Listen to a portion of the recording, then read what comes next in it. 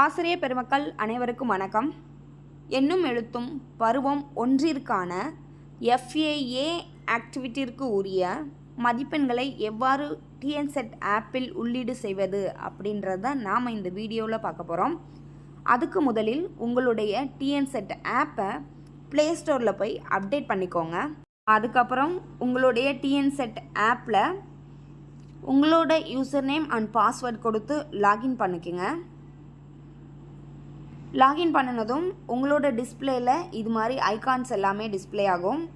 அதில் எண்ணும் எழுத்தும் அப்படின்ற ஐக்கானை டச் பண்ணுங்கள். அதுக்கப்புறம் இப்போ நம்ம ஃபார்மட்டிவ்க்கான மதிப்பெண்களை தான் உள்ளீடு செய்ய போகிறோம். அதனால் ஃபார்மட்டிவ் அப்படின்ற இந்த ஐக்கானை டச் பண்ணுங்கள்.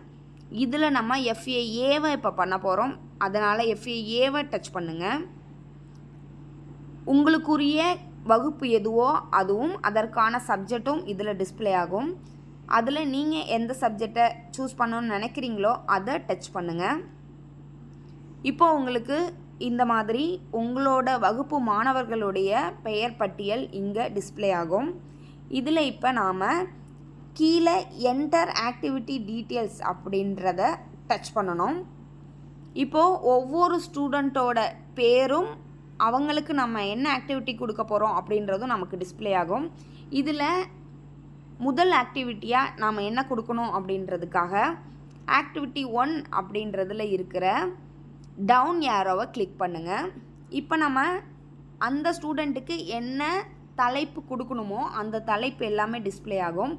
இதில் உங்களுக்கு எந்த தலைப்பை நீங்கள் உங்கள் மாணவனுக்கு கொடுக்கணும்னு நினைக்கிறீங்களோ அதை செலக்ட் பண்ணிக்கோங்க. செலக்ட் பண்ணிவிட்டு கீழே ஓகே அப்படின்றத டச் பண்ணுங்கள். இப்போ அதற்கான மதிப்பெண்கள் இங்கே டிஸ்பிளே ஆகும். அந்த மாணவனுக்கு அந்த ஆக்டிவிட்டிக்கு நீங்கள் எவ்வளோ மதிப்பெண் கொடுக்கணும்னு நினைக்கிறீங்களோ அதை டச் பண்ணுங்கள். இப்போ நாம் ஆக்டிவிட்டி 1க்கான மதிப்பெண்களை உள்ளீடு செஞ்சுருக்கோம்.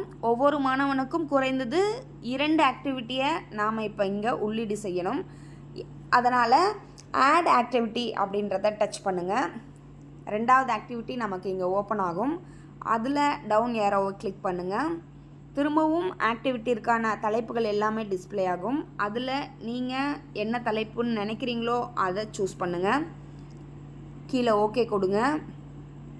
அதற்கான மதிப்பெண்கள் என்ன, அந்த மாணவனுக்கு நீங்கள் ரெண்டாவது ஆக்டிவிட்டிற்கு எவ்வளோ மதிப்பெண் கொடுக்கணும்னு நினைக்கிறீங்களோ அதை டச் பண்ணுங்கள். இப்போ நமக்கு திரும்பவும் ஆட் ஆக்டிவிட்டின்னு காமிக்குது. ஆனால் நம்ம 2 ஆக்டிவிட்டி மட்டும்தான் பண்ண முடியும்.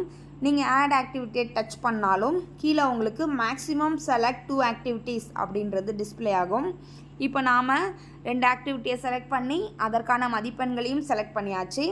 இப்போ நாம் சப்மிட் ரெக்கார்ட் அப்படின்றத கிளிக் பண்ணிங்கன்னா இப்போது அந்த மாணவனுக்குரிய மதிப்பெண்களை நாம் என்ட்ரி பண்ணிட்டோம்.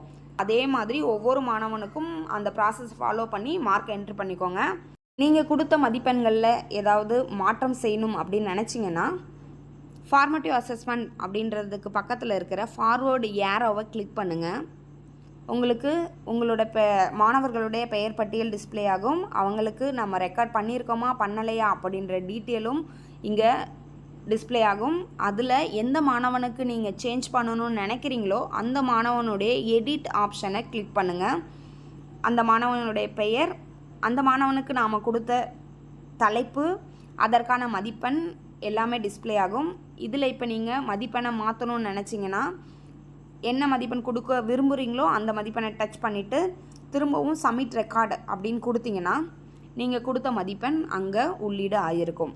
ஸோ இதே மாதிரி வழிமுறைகளை ஃபாலோ பண்ணி ஒவ்வொரு மாணவனுக்கும் FAA ஆக்டிவிட்டிற்கான மதிப்பெண்களை உள்ளீடு செய்து கொள்ளுங்கள்.